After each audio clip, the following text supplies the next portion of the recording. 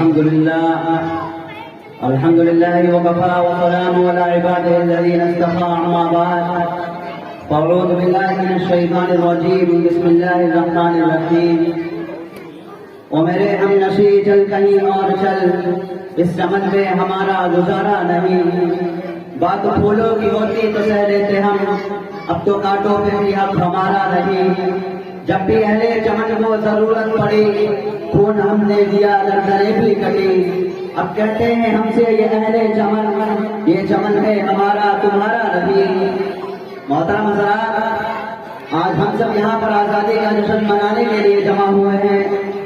ہم اور آپ جس ملک میں زندگی گزار رہے ہیں یہ ایک آزاد اور جمہوری ملک ہے ہم میں سے ہر کوئی جانتا ہے کہ 1947 عیسوی سے پہلے ہمارا ہندوستان انگریزوں کا غلام بنا ہوا تھا یہ وہی ہندوستان ہے جو کل تک جبر و تشدد سے تباہ ہوا تھا یہاں کے باشندوں پر جبر و استبداد کے پہاڑ توڑے جا رہے تھے اس کی عزت و نابود پر داغ لگایا جا رہا تھا لیکن ہمارے بزرگوں نے اس صبح امید اور فصل بہار کے لیے کیسی کیسی قربانیاں پیش کی کن کن مشکلات کا سامنا کیا باشندگان وطن نے اس ملک کو آزاد کرانے کے لیے اپنی جانوں کا نذرانہ پیش کیا اپنے خون سے ہندوستان کے گوشے گوشے اور چپے چپے کو لالازار بنایا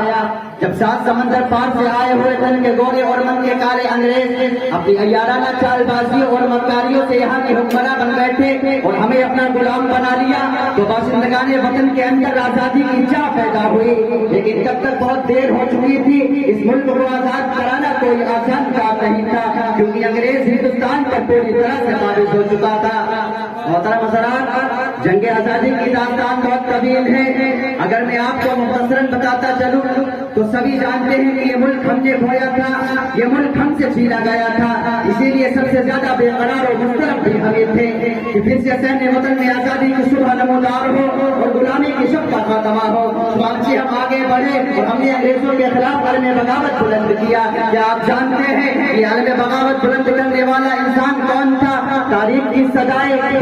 فضائیں آج بھی گونج رہی ہے یہ مرد مجاہد کوئی اور نہیں بلکہ شاہ عبد العزیز محدث دہلوی رحمۃ اللہ علیہ تھے جن کی ایک آواز نے انگریزوں کی نیندیں آرام کر دی یہ وہ آواز تھی اس نے ہندوستانیوں کو پہلی بار آزادی کی دھمک سنائی تھی یہ وہ آواز تھی اس نے باشندگان وطن کو آزادی کا تصور دیا یہ وہ آواز تھی اس نے ہندوستانیت کو دلوں میں جذب حریت کو پروسا دیا یہ وہ آواز تھی اس نے دلوں کو تڑپا دیا لہو کو گرما دیا روحوں کو بے قرار کر دیا یہ وہ نعرہ تھا جو پھیلا اور پھیلتا ہی گیا یہ وہ شعلہ تھا جو بڑھتا اور بڑھتا ہی گیا حضرات اگر 1857 کے اس محاذ آرائی میں برادران وطن نے اجتماعیت کے ساتھ حصہ لیا ہوتا تو ہمیں آزادی کے لیے 1947 تک کا صبر آزما انتظار نہ کرنا پڑتا لیکن آج جب قومی تیوہاروں اور دیگر موقعوں پر آزادی کے متوالوں کو خراج عقیدت پیش کیا جاتا ہے تو ہمارے ناموں کے ساتھ تعصب بڑھتا جاتا ہے جنہوں نے اپنی ذاتی مفادات کے لیے انگریزوں سے ساز باز کیا جو چند سکوں کے لیے مادر وطن کا سودا کر رہے تھے جو زمینوں اور جائیدادوں کے حصول کے لیے ملک کی عظمت و شوکت کو سامراجی طاقت کے قدموں میں ڈال رہے تھے آج انہیں دیش بھکت اور مجاہد آزادی جیسے لقب سے نوازا جا رہا ہے لیکن جن لوگوں نے اس ملک کی آزادی کے خاطر لڑائیاں لڑی ملک کو آزاد کرانے کے لیے اپنے گھروں کو اجاڑ دیا جیل کی کالی کوٹریوں میں صحبت و اذیت کی زندگی گزار دی پھانسی کے پھندوں پر جھولے کالے پانی کی سزائیں جھیلی آج ان فرقہ پرستوں نے ان مجاہدین کو مجاہد سے منصف بلکہ مجرم حتیٰ کی غدار اور دیش دروہی ثابت کرنے کے لیے کیسے کیسی ناپاک سازشیں کی ہیں آج جسے دیکھو وہ دہشت گردی اور مسلمان کے عنوان پر اظہار خیال کرتا دکھائی دیتا ہے جسے اتر دکن معلوم نہیں وہ بھی اس موضوع پر اچھی خاصی اسپیچ دے ڈالتا ہے جسے سیاسی فیض میں تمیز نہیں وہ بھی کسی مجھے ہوئے فلسفی کی طرح انڈیا پسندی اور مسلمان کے عنوان پر گفتگو کر ڈالتا ہے اور پھر بڑی بڑی ہستیوں کا تذکرہ کرنا اونچے اونچے سیاستدانوں بڑے بڑے لیڈروں تہذیب دار تنظیموں کو مسلمان اور دہشت گردی کے عنوان پر بولنے لکھنے اور اظہار خیال کرنے کا گولڈن چانس مل گیا ہے اور کیوں نہ ہو کیونکہ اس کرشماتی موضوع نے حکمرانوں کی لکھتے ہوئی شاخ کو بچایا ہے سیاستدانوں کی مانگ بڑھتی ہوئی سیاسی دکانوں کو افسر نور چمکایا ہے اسی انقلابی موضوع کو ہر جگہ بنا کر مسلمانوں کو تنقید و تنقید کا نشانہ بنایا جا رہا ہے اسلام کی حسین پیشانی اور مسلمانوں کے بیدار کردار پر کیچڑ اچھالنے والوں ذرا سوچو تو صحیح تم کیا ہو ہماری روش کیا ہے اپنی قومی تاریخ کتنا خونخوار ہے، تمہارا ماضی کتنا گھرونا اور حال کتنا وحشیانہ ہے. عقل کے اندھوں دور سے تمہیں اسلام کے شفاف چہرے پر دھبا اور مسلمانوں کی آنکھوں میں تنکا دکھائی دیتا ہے. غیر کی آنکھوں کا تنکا تجھ کو آتا ہے نظر، غیر کی آنکھوں کا تنکا تجھ کو آتا ہے نظر. ایک ظالم اپنی آنکھوں کا ذرا سے دیکھ بھی. جی ہاں، تم نے ہر دور ہر حال میں اپنے قومی مفادات اور نسلی تحفظات کے لیے خدا کی سرزمین پر فتنہ و فساد بھی برپا کیا ہے.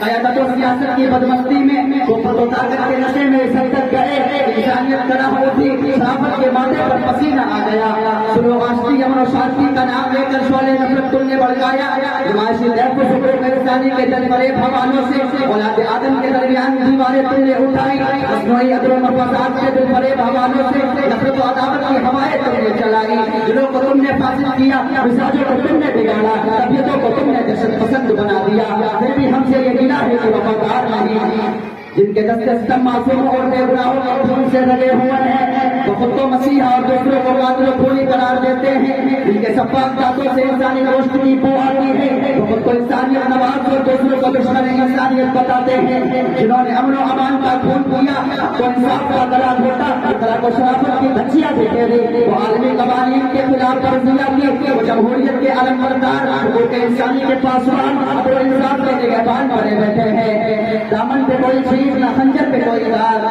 دامن پہ کوئی چیز نہ خنجر پہ کوئی دار. تم قتل کرو ہو کی کرامت کرو ہو، انسانیت کے قاتل ہو، آدمیت کے خون ہو، حقوق انسانی کے جرگیرو، عدل و انصاف کا رہزن ہو. ظالمانہ پالیسیوں سے طبیعتوں اور مزاجوں کو کس نے بگاڑا، انسانوں کو انسانوں سے کس نے لڑایا، جدید نسلوں کے آزاد کر کے اپنے بیرون ہاتھوں پر کس نے پہنچایا. تو پھر کیوں دہشت گردی کا رونا روتے پھر رہے ہو؟ جیسا کرو گے ویسا بھرو گے، بلکہ اپنے بچھائے ہوئے جال میں تم پھنسو گے.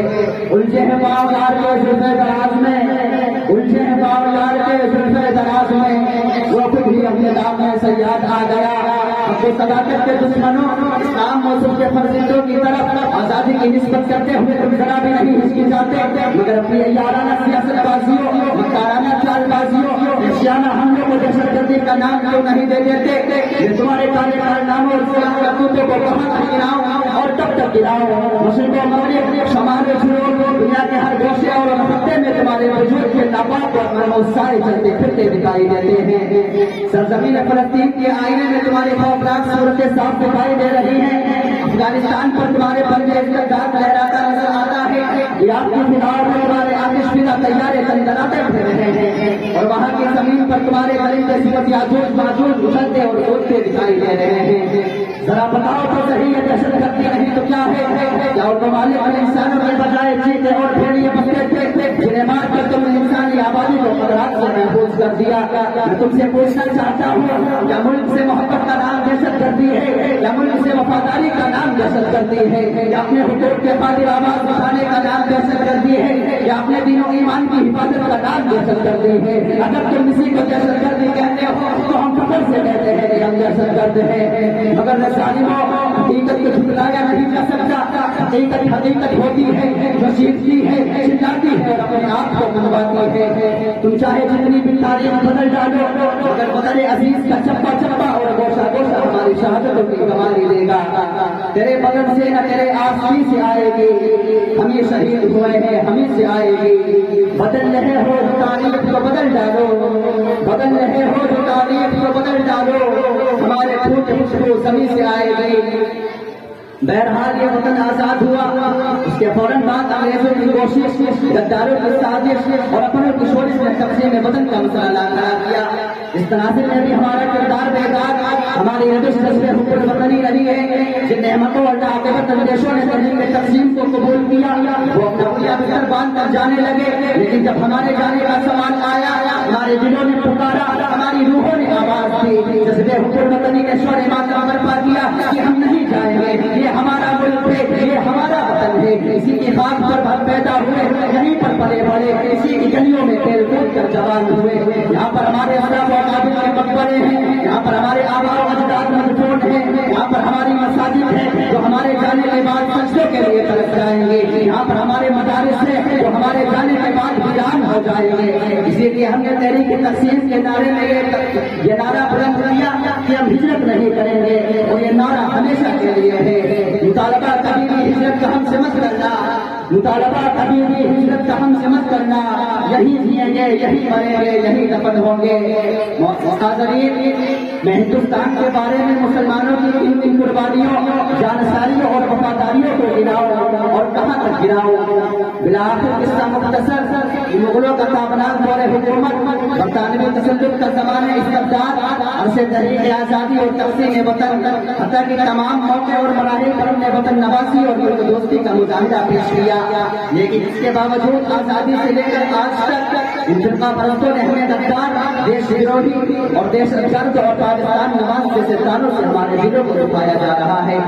میں آپ سے پوچھنا چاہتا ہوں کہ آزادی کے علمت والوں نے اپنے گردنیں اس لیے کٹائی تھی تاکہ بعد میں لوگ ایک دوسرے کی گردنوں پر تلواریں چلا سکے؟ جمہوریت کے مت والوں نے اپنا خون اس لیے بہایا تھا تاکہ آزادی کے بعد باشندگان وطن ایک دوسرے کے خون کے پیاسے بن جائیں؟ کیا ان سرماؤں نے جیل کی صحبتیں اس لیے جھیلی تھی تاکہ بعد میں لوگ ایک آزاد ملک کو جیل خانہ محسوس کرنے لگے؟ کیا ان مجاہدوں نے انگریزوں کے خلاف اس لیے محاذ بڑھا دیا تھا تاکہ بعد میں لوگ مذہبوں ملت، قوم و جماعت، مسجد و مندر کے نام پر وہاں بھاگائے کرنے لگے؟ نہیں، بلکہ ان شہیدان وطن نے ایک آزاد ہندوستان کا سپنا دیکھا تھا، ایک جمہوری عدل کے چہرے کی آزادی کی تھی، لیکن ان فرقہ پرستوں نے ہمارے بزرگوں کے سپنوں کو چکنا چور کر دیا، مجاہدین آزادی کے خوابوں پر پانی پھیر دیا۔ یہ اپنے روش اور اپنے کردار سے ملک کو ایک بار پھر غلامی کی طرف لے کر جا رہے ہیں۔ لیکن میں فرقہ پرستوں سے کہنا چاہتا ہوں کہ لاکھ تلوار اٹھے فرقہ پرستی کی مگر، لاکھ تلوار اٹھے فرقہ پرستی کی مگر، اے وطن ہم تیرے ٹکڑے نہیں ہونے دیں گے۔ وآخر دعوانا ان الحمد للہ رب العالمین۔